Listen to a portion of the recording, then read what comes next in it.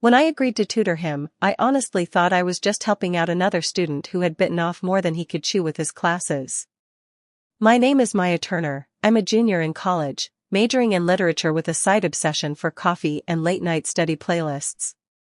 I was always the type of person who had her notes color-coded, essays finished 3 days before the deadline, and a group of friends who half-joked that I made them all look bad.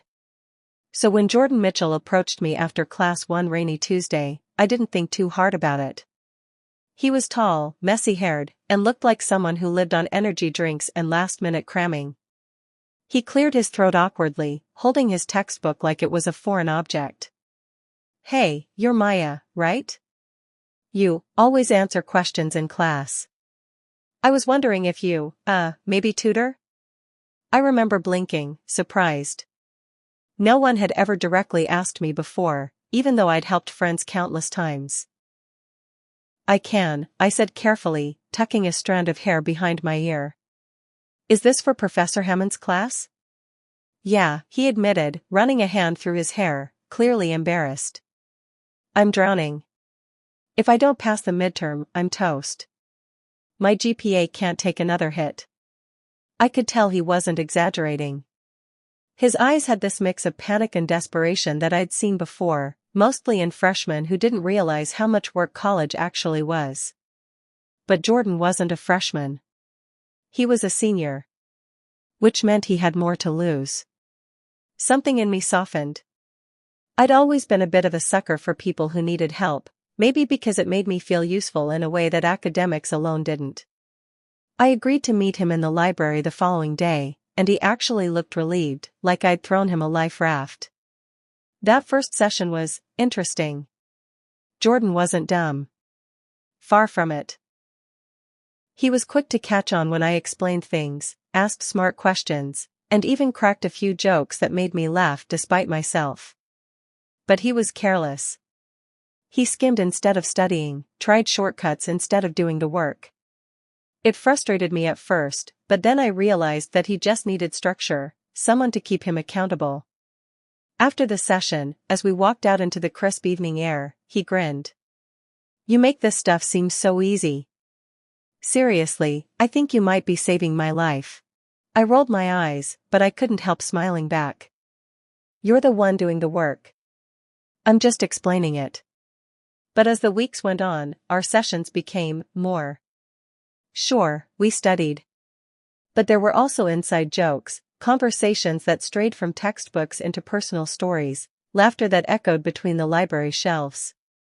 Jordan told me about his dream of moving to California after graduation, working in tech, building something of his own. I told him about my secret plan to write a novel one day, though I never told anyone else because it sounded ridiculous. There was this one night, about a week before midterms, when the library closed early, and we ended up sitting outside on the steps, our notes spread out between us under the yellow glow of the street lamp. He looked over at me, his expression soft in a way I hadn't seen before. "You know," he said, "you're not like anyone I've ever met here. Most people are either stressed out or just trying to get through college. But you actually care. It's kind of rare." My heart skipped a beat, though I tried to play it off with a sarcastic, "Wow, thanks for calling me a nerd," in a poetic way. He laughed, but there was something in his eyes that lingered, something that made me wonder if maybe, just maybe, I wasn't the only one feeling a spark. The midterm came and Jordan passed. Not just passed, he did well. The kind of well that made Professor Hammond raise his eyebrows in pleasant surprise when handing back the papers. Jordan had this triumphant grin as he turned to me after class, mouthing a silent thank you. I thought that was the start of something. Maybe even the beginning of a story I'd tell years later about how I met someone who saw me not just as the girl with the neat notes, but as someone worth knowing. But then, he vanished. At first, it was subtle. A delayed reply to a text. A cancelled study session. Then, nothing. Total silence. No explanation. No response. He didn't even look at me in class. It was like all those late nights, all those conversations, hadn't meant anything at all. And that's when I realized, I had no idea who Jordan Mitchell really was. The first week of silence I told myself it was fine, that maybe Jordan was just busy, catching up on other classes or working extra shifts at his part-time job that he had mentioned once in passing. But then the days kept stretching longer, and the pit in my stomach deepened. I sent a text, "Hey, are we still on for Thursday?" No reply. I waited, told myself he'd respond eventually, but by Friday the message was still unread. I convinced myself something must have happened, maybe his phone broke or he lost it, but then I saw him in class. He walked in late, slid into his chair, and didn't so much as glance in my direction. My heart sank, confusion and hurt battling inside me. After class I tried catching him at the door. "Jordan," I said, my voice tighter than I wanted it to be. He looked at me, startled, almost guilty, then muttered, "Hey, I gotta run," before slipping past me into the hallway. That was it. No explanation. No excuse. Just, gone. The more I thought about it, the more the anger crept in. All those nights we stayed late in the library, all the conversations where he opened up about his dreams and fears, the smiles, the little comments that made it seem like maybe I meant something more to him, were those just tactics to keep me around until he got what he needed? I hated that my mind kept circling back to it, but the evidence was undeniable. He had passed, he had secured his grade, and then he had cut me off completely. My friends noticed my mood before I admitted anything was wrong. Over coffee one afternoon, my roommate Jenna finally pressed me. "Okay, you've been sulking for 2 weeks. Spill." I tried brushing it off, but she knew me too well. When I told her, her face hardened. Classic user move. He probably just needed you to get through the midterm and now he's done. Guys can be jerks like that. I hated hearing it out loud, but deep down I knew she was right. Still, something about it didn't add up. He didn't seem like the type who could fake that much genuine connection just for a grade. Or was I really that naive? The confusion turned into obsession. I found myself replaying our conversations in my head, combing through every detail for clues. The night on the steps under the street lamp, the softness in his voice when he said I wasn't like anyone he had met before. Could someone really say that and mean nothing by it? I even scrolled back through all our texts, wondering if I missed some subtle sign that this was just transactional for him. But no, it wasn't just me, right?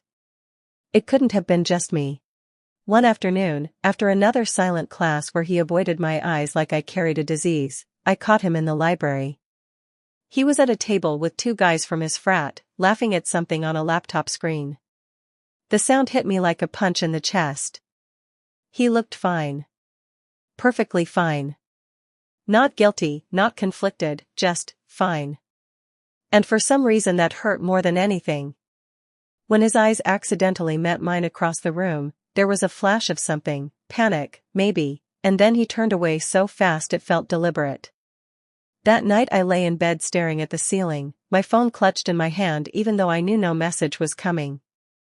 My brain spun in circles. Did I imagine all of it? The connection, the spark, the way he seemed to trust me with things he didn't tell other people? Or was it all a carefully crafted play to get through a class he was about to fail? Then came the twist I hadn't expected. The next day, as I walked out of class, a girl I vaguely recognized from another lecture approached me.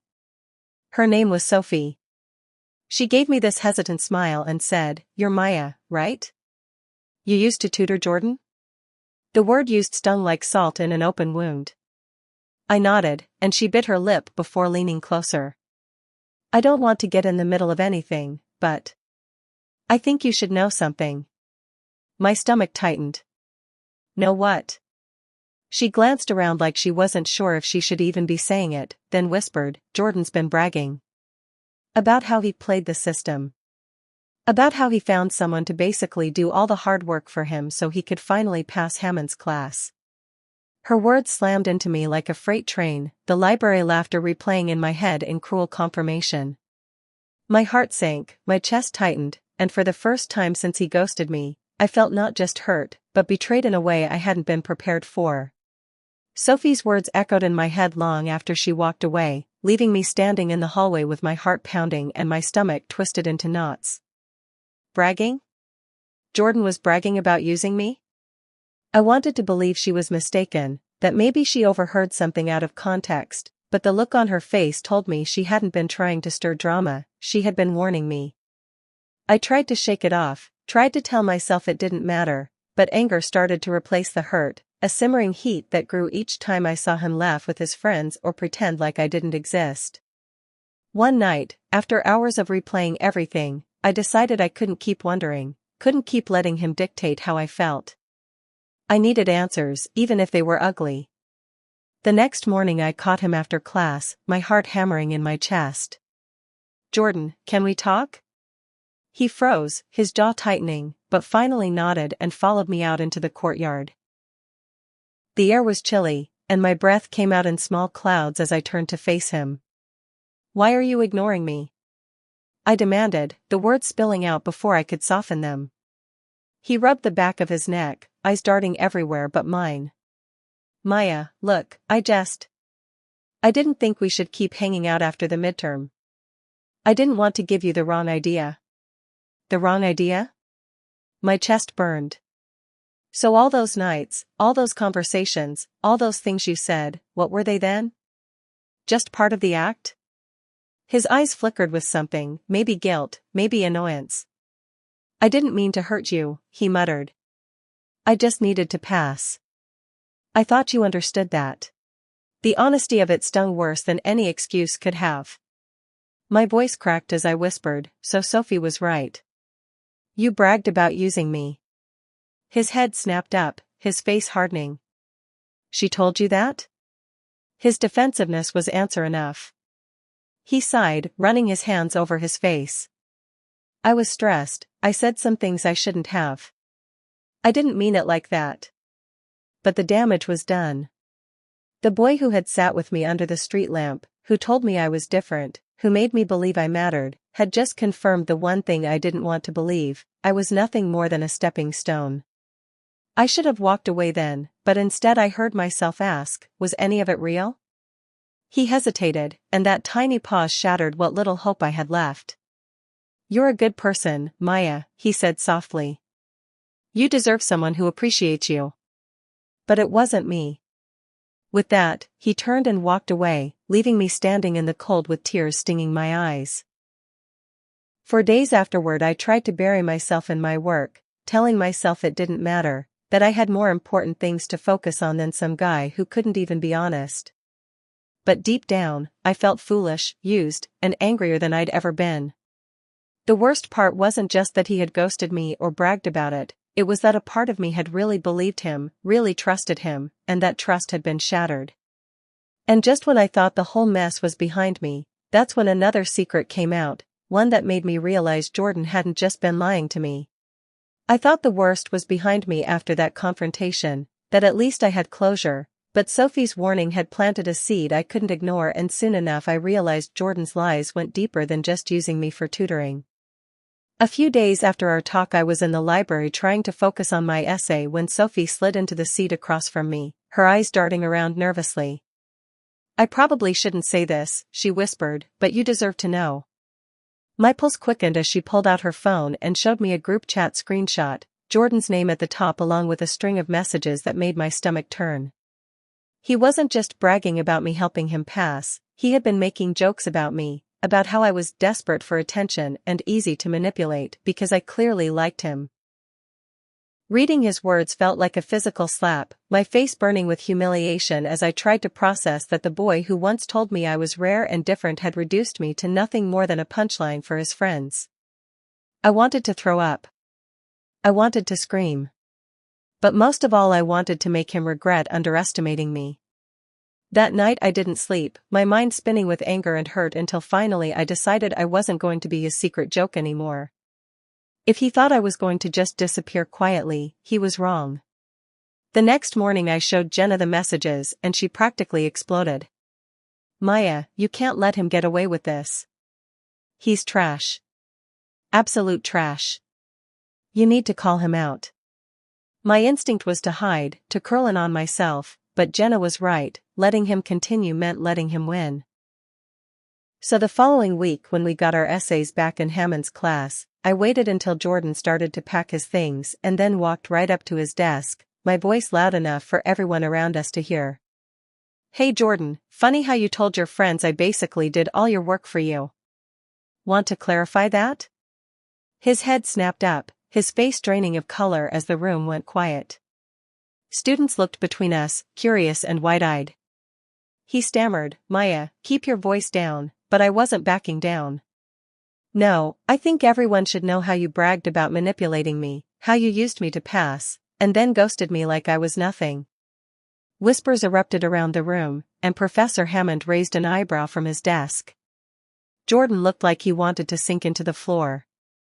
He mumbled something about it being a misunderstanding and shoved past me, his face bright red as he bolted for the door.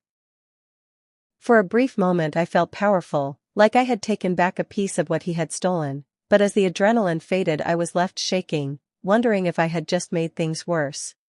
That night my phone buzzed with a new message. It was from Jordan. I stared at the screen, my chest tight, before finally opening it. "We need to talk. Please."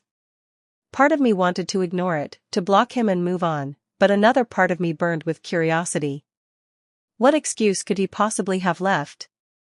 Against my better judgment I agreed to meet him the next day in the cafe near campus. He looked rough, dark circles under his eyes, his usual cocky smirk nowhere to be found. "Maya," he started, his voice low, "I messed up. I panicked. I said things I shouldn't have. But I wasn't lying about everything." I crossed my arms, my anger barely contained. "Really?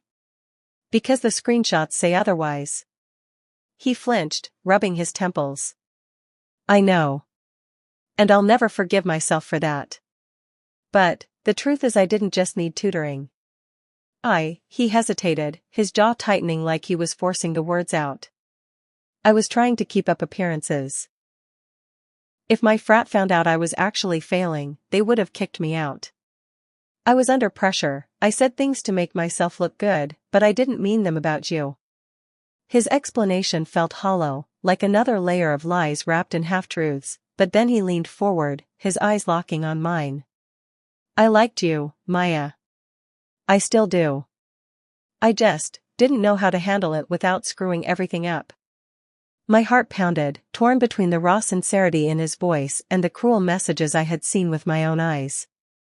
Was this another manipulation, another performance? Or was there a flicker of truth buried in his confession? I couldn't answer, because for the first time I realized the real question wasn't whether he was lying or not. It was whether I was willing to forgive someone who had already shown me exactly what I meant to him when he thought I wasn't watching. I stared at my phone for what felt like hours, my stomach twisting in knots as the truth replayed in my head, because suddenly everything made sense, the study sessions, the way Jordan had been so insistent on me helping him, the gradual closeness that had turned into late-night calls and inside jokes and laughter that made me feel like I was finally being seen. But all of that crumbled the second he ghosted me because I had been nothing more than a stepping stone to his grade, a ladder he climbed and then kicked away once he was safely on top, and the cruelest part was that he didn't even have the decency to admit it. He just disappeared and let me fill in the silence with excuses until the truth was shoved in my face. So I asked myself over and over what I was supposed to do now. Should I confront him? Should I warn other people? Or should I just let it go and accept that this was one of those humiliating chapters in life that you move past, but the anger inside me wouldn't settle? It burned hotter the more I thought about how calculated it had been, how he charmed me and leaned on me and used my kindness against me. And so when Monday rolled around and I walked into class, I already knew I wasn't going to stay silent, and when I saw Jordan sitting there, laughing with his friends, I walked straight up to him, dropped the notes he'd begged me for all semester onto his desk, and said loudly enough for everyone to hear, "Congrats on passing, Jordan, I'm glad my tutoring scam worked out for you." And the look on his face was priceless, his smirk dropping, his friends shifting uncomfortably, because suddenly the spotlight was on him, and I didn't wait for him to explain or deny it. I just walked away with my head held high, my heart pounding but lighter than it had been in weeks, because I wasn't carrying his secret anymore, and while he never tried to talk to me again, word spread fast, and people started putting two and two together about how he'd latched onto me. Then vanished the moment his grade was secured, and though some defended him, most quietly sided with me, and the funny thing was, it didn't even matter, because by then I had already decided that his opinion, his charm, and his fake interest weren't worth another second of my life, and maybe I didn't get the closure I once thought I wanted, but I got something better. The chance to reclaim my dignity and move forward without him haunting my thoughts, and as I left campus that day, the sun warm on my face, I promised myself that next time someone came into my life only when they needed something, I'd see the signs sooner and know better, because being kind shouldn't mean being blind, and Jordan might have passed his exam, but in the long run, I was the one who truly learned the lesson.